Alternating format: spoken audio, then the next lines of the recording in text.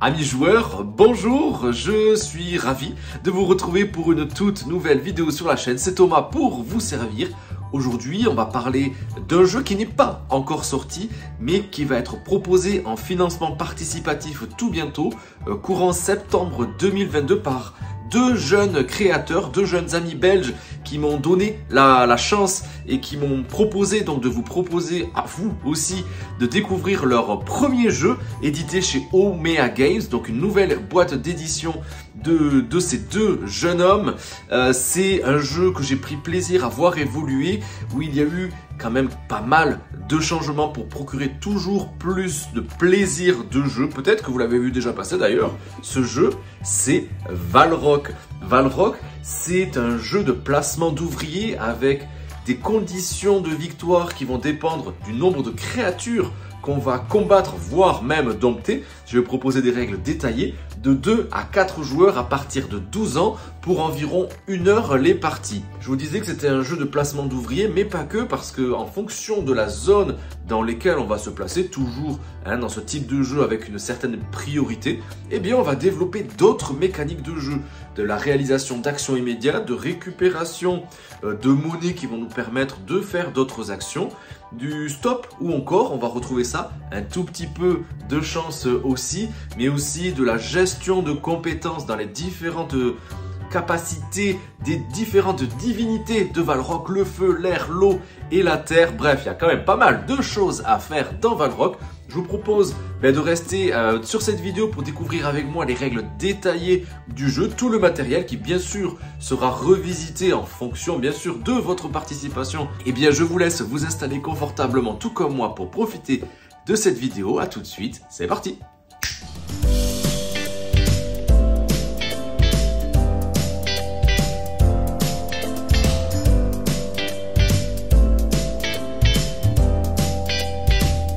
Bienvenue les amis à Valrock, la célèbre cité des mages. Dans cette ville fort animée, chaque habitant vit en harmonie avec les 4 éléments, le feu, l'eau, la terre et l'air.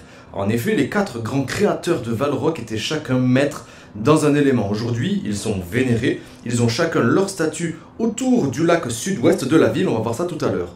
On va retrouver plusieurs créatures dans la ville de Valrock. Certaines de ces créatures peuvent même être apprivoisées par les mages et seront donc appelées les domptables. Dompter une créature a un réel impact et une réelle symbolique pour les mages de Valrock, puisque le mage va se lier par l'esprit avec cette même créature. Les mages les plus puissants pourront même, eux, dompter plusieurs créatures. C'est une véritable cérémonie qui entre en compte. La créature doit être domptée devant les yeux de tous les citoyens pour être témoin de cette union entre le mage et sa créature. Dans Valrock, on va incarner des mages en compétition pour détenir le titre d'archi-mage.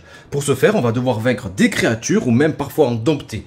Le premier joueur qui aura vaincu ou dompté 6 de ces créatures va mettre fin à la partie. Le gagnant est le joueur qui possédera le plus de points de prestige à ce moment-là, et ces points de prestige pourront être acquéris de 5 façons différentes. La première, ça sera en vainquant ou en domptant des créatures et en récupérant leurs points de prestige. Et bien justement, on va regarder l'anatomie des cartes pour plus de précision vis-à-vis de ça. Donc les cartes, je les ai séparées pour cette vidéo en 3 petits paquets, car il y a plusieurs catégories de créatures. Il y a les créatures sauvages, les domptables et enfin les mythiques. Chaque créature appartiendra à une de ces factions-là et sera d'autant plus difficile qu'on va monter en gamme à contrôler ou à combattre. Donc on va regarder peut-être dans le premier paquet l'anatomie d'une carte. Par exemple, hop là, celle-ci. Donc on voit juste ici Keratos, donc c'est son titre, le point de prestige qu'elle va me rapporter si j'arrive à la combattre cette créature, et le nombre de points de compétence qu'il va me falloir dans une catégorie bien donnée, parfois dans plusieurs catégories, pour pouvoir la combattre. Ici, il me faudra donc 7 compétences de feu pour pouvoir la combattre. En eau, en terre et en vent, ça m'en demande 0. À savoir que les points de compétence demandés ne seront pas défaussés. Il suffira d'amener mon marqueur de points de compétence dans le domaine du feu jusqu'à au moins une valeur de 7 pour pouvoir attaquer, combattre cette créature. Par contre, juste ici, on a le nombre de points de magie qu'on va devoir utiliser et donc défausser pour pouvoir combattre cette créature. Et bien justement, les points de compétence et les points de magie, on les retrouve sur le plateau personnage ici juste en bas à gauche.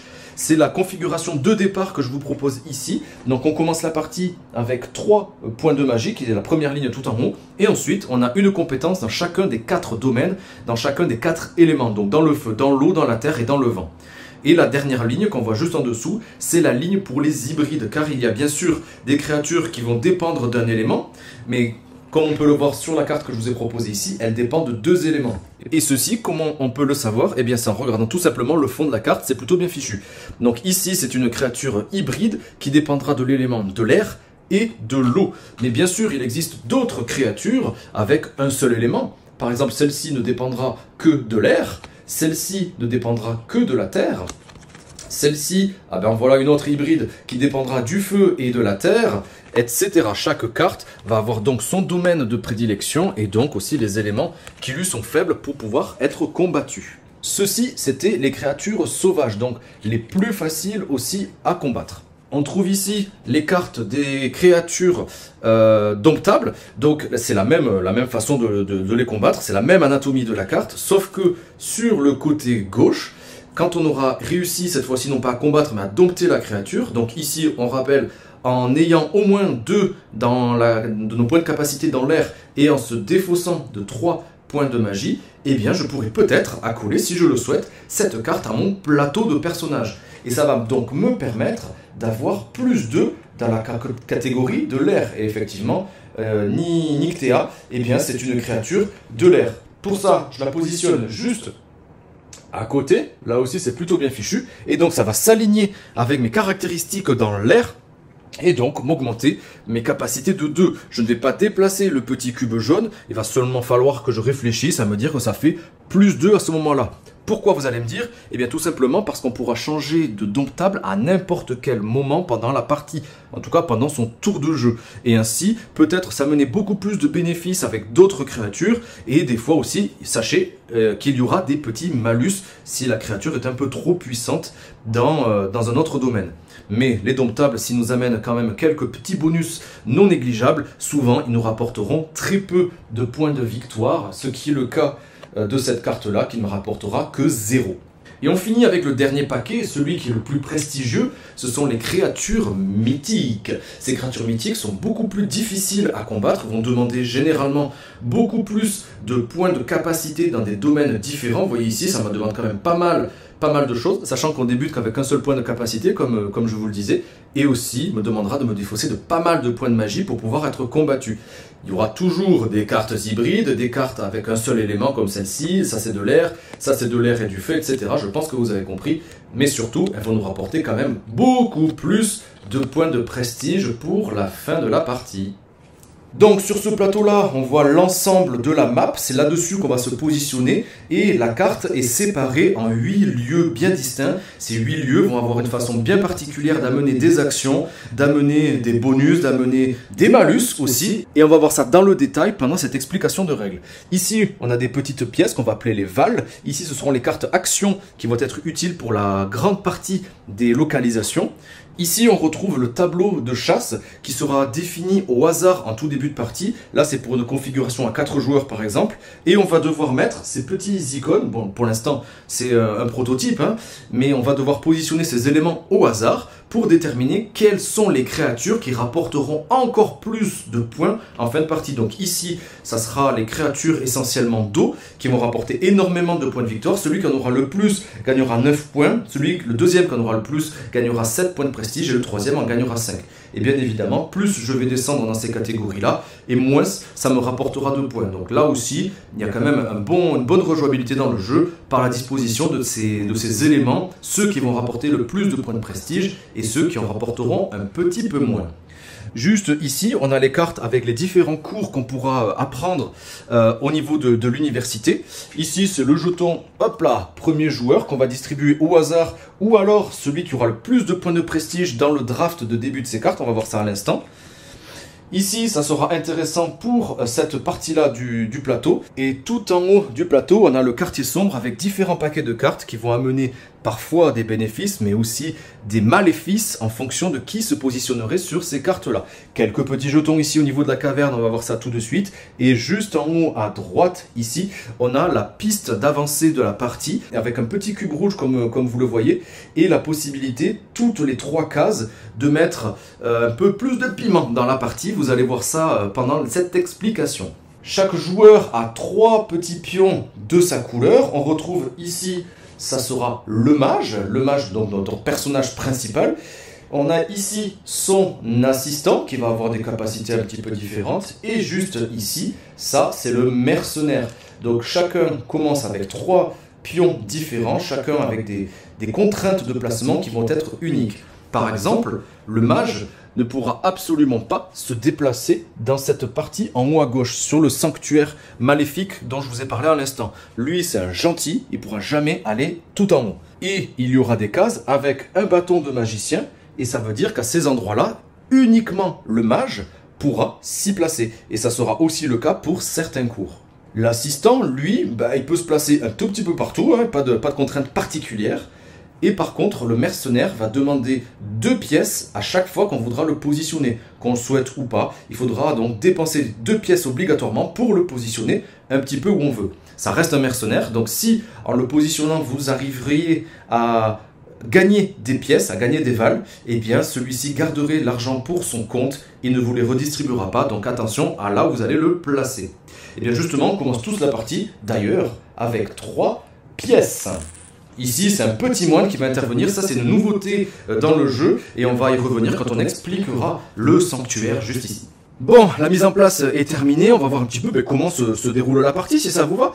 Donc une partie dans Valrock va se diviser en 2 phases bien distinctes. La première, ça va être une phase de draft, où on va choisir un petit peu les créatures avec lesquelles on va pouvoir jouer. Et la deuxième phase sera le tournoi à proprement parler, c'est-à-dire le positionnement de nos différents personnages, les actions qu'on va réaliser et récupérer un petit peu tout ça pour d'autres tours de jeu jusqu'à, comme je vous le disais, qu'un des joueurs réussisse à capturer ou à combattre 6 de ces créatures. Donc, pour commencer la première phase, la phase de draft, comment ça se passe? Eh bien, en commençant par les créatures domptables, on va distribuer 4 cartes à chacun des joueurs. Chacun va pouvoir regarder secrètement les différentes cartes, donc ce sera que des domptables, rappelez-vous, avec les petits bonus et parfois les petits malus sur le côté gauche. On en choisit une. Et ensuite, on va passer le paquet à son voisin de gauche. Donc, on va récupérer un autre paquet par la droite. Ça s'appelle du draft. Et on continue ainsi jusqu'à ce qu'on ait 3 cartes de cette catégorie en notre main. La dernière carte, elle sera défaussée. On va faire exactement la même chose avec les créatures sauvages, mais aussi avec les mythiques. Ce qui va faire qu'à la fin, on aura 3 cartes dans chaque catégorie, c'est-à-dire 9 cartes au total.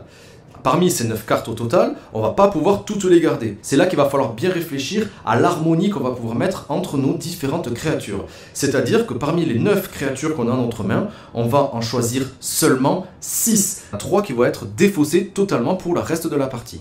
Et là, en fonction de la difficulté, de la longueur de jeu que vous voulez mettre un petit peu dans votre partie, vous allez décider tous en commun combien de cartes mythiques vous allez garder en votre main. Donc parmi les 3 cartes de créatures mythiques, bien sûr, vous aurez compris que ce sont des créatures qui sont difficiles à combattre, mais elles ne sont pas domptées, elles sont uniquement à combattre. Donc si on veut une partie plutôt longue, on va conserver ces 3-là et défausser 3 cartes plus faciles à acquérir.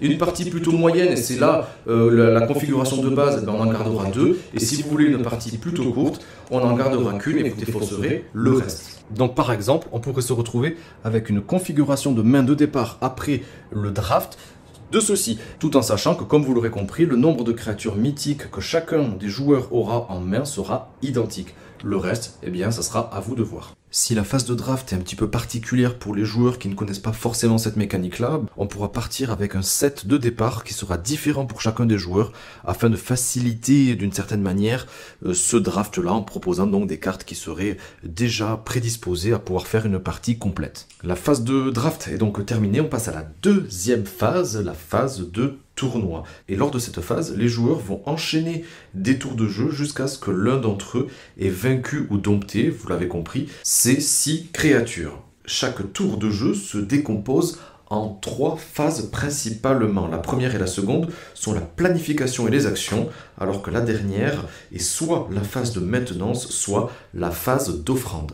Et on commence tout de suite avec la phase de planification. Donc au début du tour, on va appliquer éventuellement les effets des cours permanents qu'on aurait pu acquérir sur les tours précédents. Bien sûr, ici, ce n'était pas le cas. Mais voilà, si j'avais une carte qui me permettrait d'activer telle ou telle action, c'est ce que je ferais donc en tout début de tour de jeu. Ensuite, en commençant par le premier joueur et en poursuivant dans le sens des aiguilles d'une montre, chaque joueur va placer un de ses pions, un de ses 3 personnages sur un des lieux pour essayer de réaliser les actions, sachant que généralement, premier arrivé, premier servi, et cela nous permettrait d'avoir un petit peu plus de bonus selon qu'on arriverait plus tôt sur certains lieux. On avait vu ensemble les caractéristiques de chacun des 3 personnages, mais sachez aussi qu'on ne pourra pas placer 2 jetons de notre famille, de notre couleur, sur un même lieu. Un emplacement qui serait défini par un petit carré ne pourra accueillir qu'un seul et unique personnage. Et le mercenaire, on l'avait vu, il faudra débourser 2 vals, 2 pièces pour pouvoir s'en servir. On va voir donc maintenant en détail les 8 emplacements que propose Valrock. Donc on a ici en haut à gauche le quartier sombre, là où le mage ne pourra jamais y mettre les mains. Lui, c'est un gentil, il ne pourra pas aller chez les méchants. Il refuse donc d'aller dans ce quartier sombre. De même, il est évident que le moine, ici, ne pourra jamais y aller, car il ne pratique pas la magie noire. On pourrait placer donc notre assistant ou notre mercenaire sur l'un des 2 emplacements de la carte magie noire révélée. C'est ce que je vous ai proposé juste là, je l'ai déjà révélé parmi le paquet qui aurait tout en haut. On pourrait donc se placer sur la case du haut ou sur la case du bas et on va voir en détail cette action. On a ensuite juste à côté ici la fontaine magique qui nous permettra de récupérer des points de magie. On a ici la taverne qui sera le lieu essentiellement pour récupérer des pièces d'or. Ici la caverne cette fois-ci qui nous permettrait de récupérer selon une sorte de pari différentes choses. Ça pourrait être des pièces, ça pourrait être des points de magie qu'on pourrait utiliser à n'importe quel moment, de l'endurance pour nous permettre d'améliorer nos compétences, mais aussi différentes plantes qui nous permettraient de moduler un petit peu le jeu en nous permettant par exemple de se transformer. On a donc au centre du plateau, ici, le lieu emblématique de Valrock, on le voit avec le V. C'est donc l'arène où on pourra dompter et combattre les créatures qu'on aura dans notre main. Juste à sa droite, ici, on a le terrain d'entraînement où seul le mage pourra se placer. C'est d'ailleurs représenté par la baguette qui serait représentée sur les 4 cases ici. Là aussi, le premier qui serait arrivé bénéficiera d'avantages qui ne seront pas négligeables. Ici, juste en bas, on a le sanctuaire où seul un emplacement sera possible, mais on pourrait récupérer aussi le petit moine ici en rouge. Et enfin, en bas à droite, l'université où on pourra placer un de nos pions, jusqu'à 4 pions donc pour les 4 joueurs, sur les cases dédiées sur les cartes. Le paquet de cartes serait ici, j'ai déjà placé 4 cartes aléatoirement ici, certains avec aucune contrainte de placement et par contre d'autres où il y aurait donc la baguette magique où seul le mage pourrait se placer. Donc chaque joueur placera ainsi les différents personnages à tour de rôle en choisissant lequel il va positionner en premier, etc.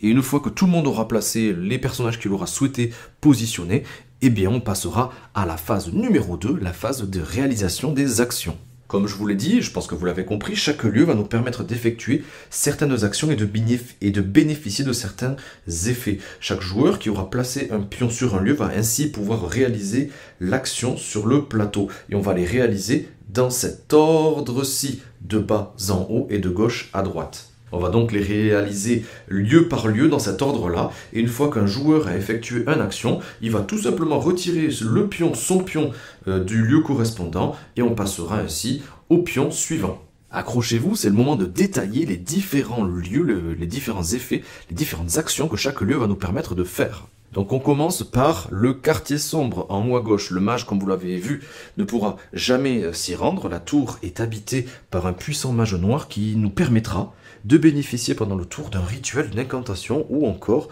d'un pouvoir d'un sombre artefact et également d'y apprendre un sort utilisable à n'importe quel moment de la partie. On va donc résoudre le lieu par ordre de placement, donc de haut en bas. Disons que par exemple, j'avais positionné mon mercenaire.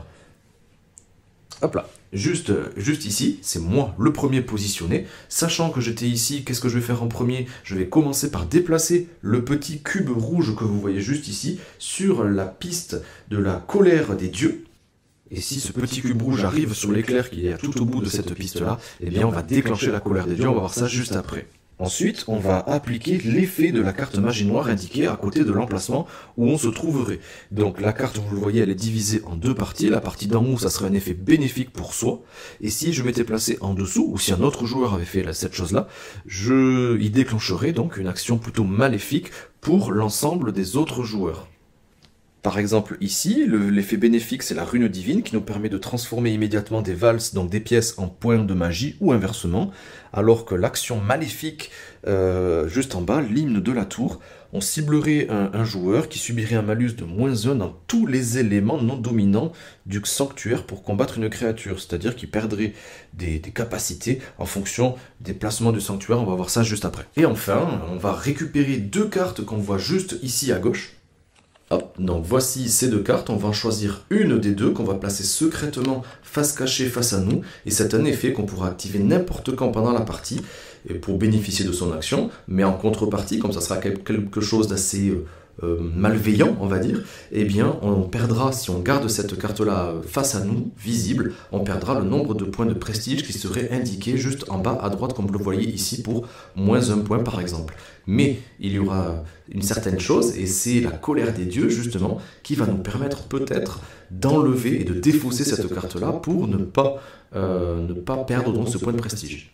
La colère des dieux, donc, c'est... Eh ben ouais, les dieux sont quand même hostiles à l'utilisation de la magie noire, donc lorsque le niveau de la piste de colère des dieux est à son maximum, jusqu'au petit éclair. D'ailleurs, je vous l'ai pas dit, mais quand on va utiliser une carte, justement, au moment opportun pour nous, eh bien à ce moment-là, hop, disons que j'utilise cette carte-là, je vais également déplacer le curseur d'une case supplémentaire. Quand le cube rouge va atteindre la dernière case de la piste de la colère des dieux, donc juste à l'éclair tout à sa droite, le joueur qui aura amené va bénéficier de la puissance de la tour sombre. Et tous les autres joueurs vont quant à eux subir la colère des dieux. La puissance de la tour sombre permet au joueur qui a déclenché la colère des dieux de défausser, comme je vous disais, une de ces cartes, et donc, enfin en tout cas une carte qui aurait déjà été utilisée et donc révélée face actif, et donc de pouvoir la défausser et ainsi ne pas perdre des points de prestige en fin de partie. Par contre, la colère des dieux va donc s'abattre sur tous les autres joueurs, et s'il y a au moins une pièce sur le sanctuaire, tous les joueurs vont perdre immédiatement un point de compétence dans l'élément du dieu sur lequel il y aurait le plus de pièces. S'il y a égalité sur le statut du sanctuaire, on perdra un point de capacité dans tous les éléments où figure le plus de pièces. Allez, on passe de suite, juste à sa droite, à la fontaine magique. Ici, c'est plutôt simple, donc on pourra y placer n'importe quel personnage, et plus on arrivera tôt dans la fontaine magique, et plus on va récupérer tout simplement des points de magie. Donc là, imaginons que j'ai mon assistant qui était sur la première case, je gagnerai donc ainsi 6 points de magie. Comme je vous le disais, ici c'est premier arrivé, premier servi. On passe à la taverne, juste à la droite. La taverne est un lieu où les mages et les assistants peuvent s'engager dans une quête pour y gagner de précieuses pièces. Les joueurs qui auront un pion dans la taverne vont remporter systématiquement des pièces. Mais comme vous pouvez le voir, c'est inscrit sur ce lieu-là, et bien plus il y aura de jetons présents et moins chaque personnage, chaque joueur va remporter de pièces. Ainsi, si je suis tout seul dans la taverne, je vais remporter 5 pièces. Si on est 2, on va en remporter 4. Si on est 3, on va en remporter 3. Et si on est 4, eh bien, on va remporter seulement 2 pièces chacun. Je vous rappelle que si on a amené le mercenaire sur cet endroit-là, eh bien, les pièces ne nous reviendraient pas. Donc attention à bien l'utiliser de la bonne des façons. On a ici la caverne. La caverne nous permet de fouiller pour obtenir des objets pouvant nous faire bénéficier de bonus très très intéressants. La caverne contient 4 salles définies par chacun des éléments. Je vous rappelle le feu, l'eau, la terre et le vent. En commençant par la première salle et en poursuivant jusqu'à la dernière, on va résoudre les actions. Donc disons par exemple que j'avais placé ici mon assistant sur la case bleue, sur la case de l'eau. On va donc définir, ça va définir ce qu'on va devoir regarder sur les cartes actions. Le paquet action, je vous rappelle, il est juste ici. Et donc je vais prendre la première carte de ce paquet-là et regarder ce qui va se passer du côté de l'eau. J'ai pris de l'eau, je me suis positionné sur l'eau, je regarde donc de ce côté-là. Si je m'étais placé du côté du feu, je regarderais ceci, du côté de la terre ici, et si c'était sur de l'air que je m'étais positionné, eh bien je regarderais ce qui se passe en bas. Et là, je vais tout simplement gagner ce qu'il y a marqué dessus. C'est aussi simple que ça.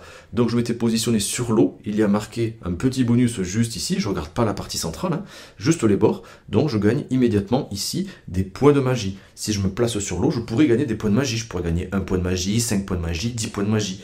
Et ceci, c'est représenté par des petites tuiles, comme ceci, hop, voilà, comme ceci, qui sont recto verso, et que je pourrais utiliser à n'importe quel moment. Si je m'étais positionné sur du feu, ça m'aurait permis peut-être de gagner donc des pièces d'or, mais parfois rien du tout. Si je m'étais positionné sur de la terre, ça m'aurait permis de gagner, par exemple sur cette carte-là justement, des plantes dont on va regarder immédiatement les différents effets. Donc on pourrait retrouver un champignon. Ce champignon, ça me permettrait de transformer n'importe lequel de mes personnages en n'importe quel autre personnage. Donc par exemple, ça pourrait définir mon mercenaire comme un mage et donc le positionner dans des endroits où seul le mage pouvait aller. Donc à bien utiliser au bon moment. On a la plante médicinale qui me permettrait à n'importe quel moment de défausser une blessure. Les blessures sont des cartes bien particulières, des cartes actions qu'on va pouvoir dévoiler notamment dans la phase, si on se positionnait sur cet endroit-là, en quête d'endurance et de capacité, points de capacité supplémentaires. Donc ça pourrait me faire me défausser d'une carte blessure, on va voir ça tout de suite. Et la troisième, c'est une baie magique qui, pendant un entraînement, c'est-à-dire dans cette partie-là, encore une fois, quand je vais révéler une carte, je peux dépenser ce jeton-là pour cette fois-ci en révéler 2. Vous allez voir, ça risque d'être très intéressant. Si je m'étais positionné sur du vent, ça m'aurait permis peut-être, là encore, de gagner cette fois-ci de l'endurance. Cette endurance-là me permettrait donc d'augmenter mes points de capacité. On va voir ça tout de suite. Et par contre, voilà, des fois, c'est possible, comme je vous le disais, qu'on gagne absolument rien. Mais aussi, parfois, on pourrait gagner directement des points de capacité dans l'élément sur lequel on se serait positionné. Donc, par exemple, ici. Mais aussi, on pourrait gagner, hop, je sais pas, voilà, on peut le retrouver ici. Parfois, on pourrait aussi gagner directement des joyaux. On pourra utiliser cette tuile diamant pour payer n'importe quel cours. Et attention, si le cours a également un coût en points de magie, on devra évidemment dépenser le point de magie en cours indiqué, bien sûr.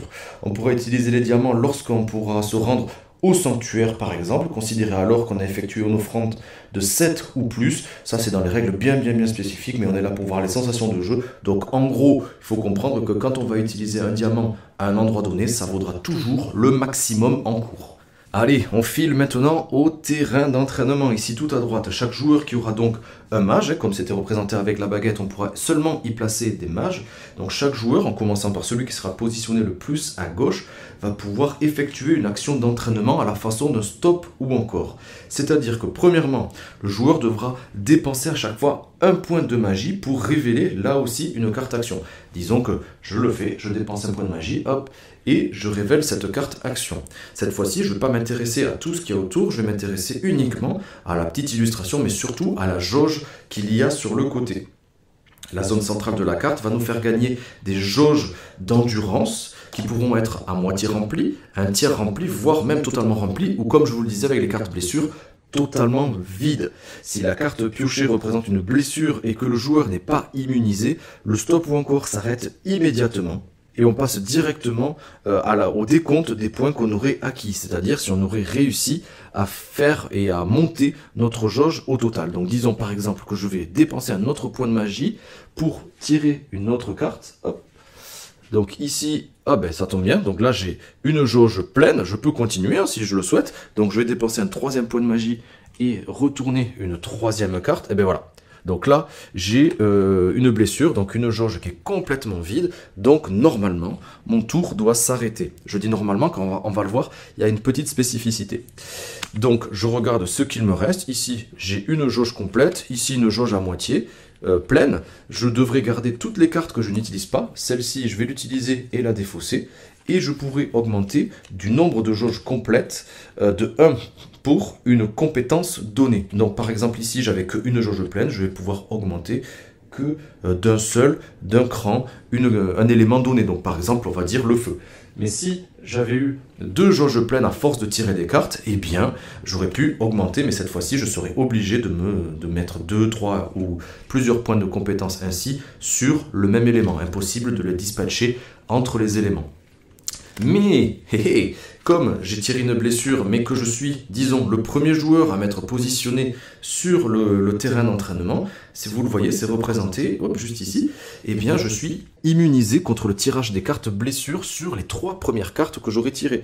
Si je me positionne en deuxième position, je serai immunisé contre ces cartes-là sur les 2 premières cartes que je tirerai, et le troisième sur juste la première carte, et le quatrième sur aucune carte. Donc là, par exemple, cette carte-là, en fait, comme si j'avais été le premier à me positionner sur le cours d'entraînement, je la défausse et je peux très bien continuer ainsi le cours d'entraînement et le stop ou encore en dépensant toujours un point de magie pour révéler une carte. Une fois l'entraînement fini, soit parce que j'ai décidé, soit parce que j'ai plus de points de magie, soit parce que je suis tombé sur une blessure, le joueur va choisir, comme je vous disais, l'élément dans lequel il souhaite gagner des PC, ça vous avez compris.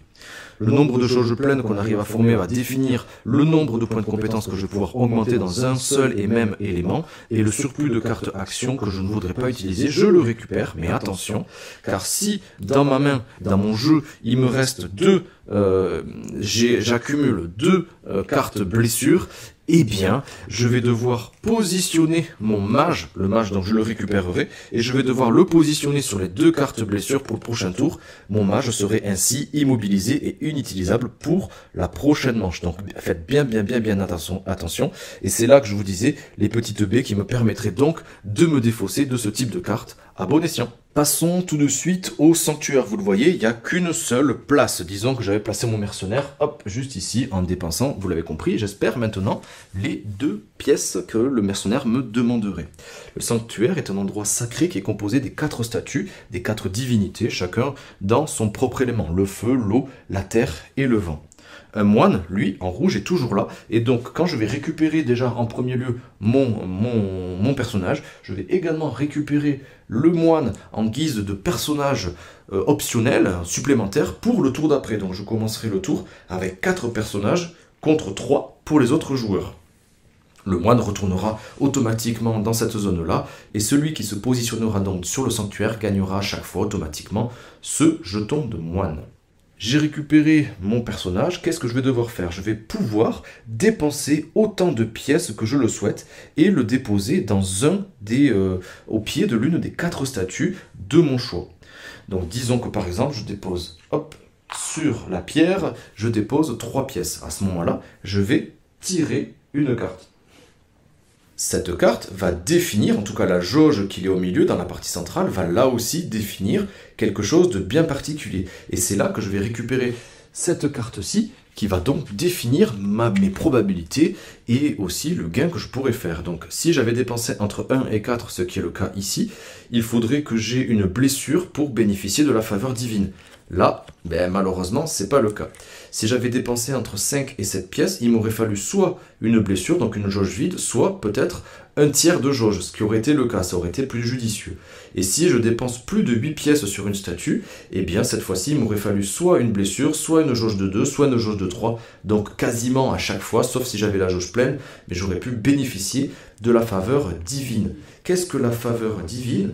Eh bien, c'est que en plus de leur bonus, les dieux savent quand même se montrer quand même généreux et récompenser un héros qui leur aurait fait une offrande. Lorsque le joueur va bénéficier de la faveur divine, comme décrit sur cette carte-là, celui-ci va gagner immédiatement un point de capacité dans l'élément qui serait représenté par le dieu ou la déesse, où il serait positionné, donc ici, dans la déesse de la terre. Il va donc avancer son pion d'une case dans la piste correspondante des éléments. Donc ici, j'aurais pu faire hop là, ceci par exemple. Mais bon, là, j'ai perdu, mais je vais quand même pouvoir bénéficier du bonus des dieux, en tout cas à la fin de la manche, car le dieu ou la déesse de la statue qui possédera le plus de pièces, le plus de valles, va accorder un bonus à tous les mages. Tous les mages qui se rendront dans l'arène, on va voir ça à la fin, vont bénéficier d'un bonus de plus 1 de points de compétence dans l'élément où il y aura donc le plus de pièces. Disons que si ça restait comme ceci, que quelqu'un va combattre donc dans l'arène, eh bien, comme c'est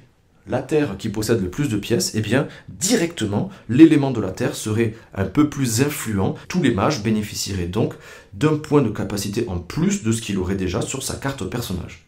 On passe maintenant à l'université, donc ici il y aura 4 cases de possibles, avec des fois des priorités pour les mages, mais des fois pour n'importe quel personnage. Et bien là, on va tout simplement récupérer le personnage sur lequel on se serait placé, et récupérer la carte cours sur laquelle on se serait positionné.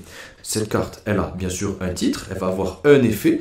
Parfois, il y aura un petit symbole en point d'exclamation pour nous dire qu'il faudra l'utiliser immédiatement. Donc, par exemple, ici, gagner une compétence de feu. Donc, j'avancerai directement de 1 sur le feu. Mais aussi, pour pouvoir faire ça, eh bien, il y a quand même un coût. 3 pièces et 2 points de magie. Et ça serait pour toutes les cartes. Les autres cartes qui n'ont pas ce point d'exclamation là, eh bien ce seront des cartes à effet permanent.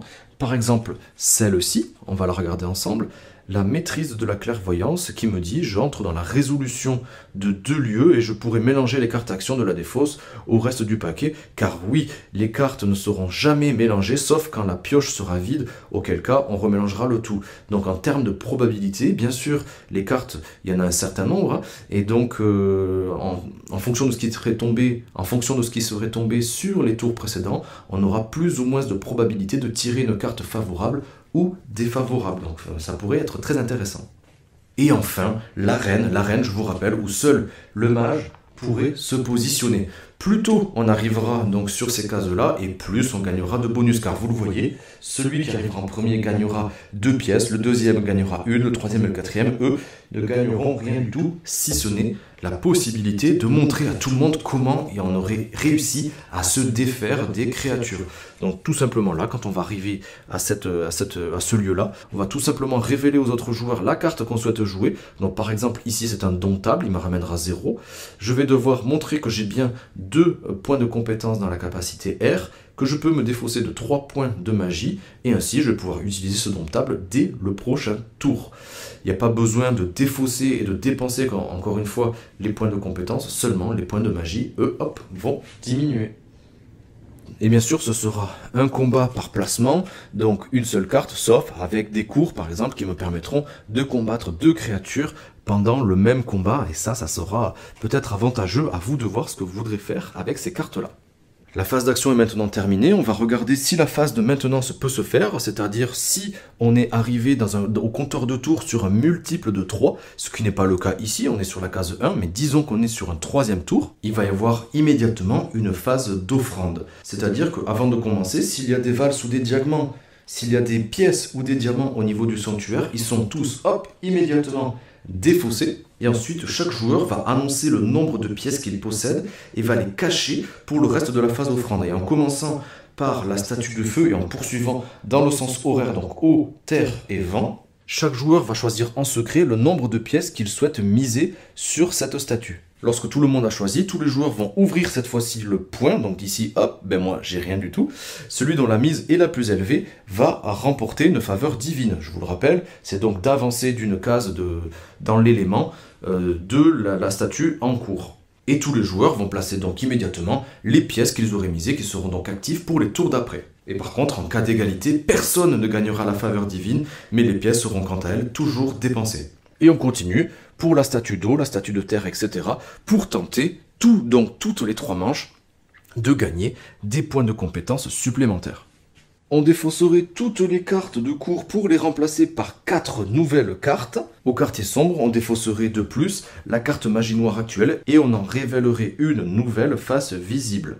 Ça, c'est auquel cas le jeton de tour de jeu serait positionné sur un multiple de 3. S'il n'est pas sur un multiple de 3, comme ça serait le cas pour un premier tour de jeu, on déplace premièrement le jeton de tour de jeu d'une case, et ensuite à l'université, on aurait tout simplement complété avec le nombre de cartes pour qu'il en ait toujours 4 dans cet emplacement, avec les cartes du paquet de cours.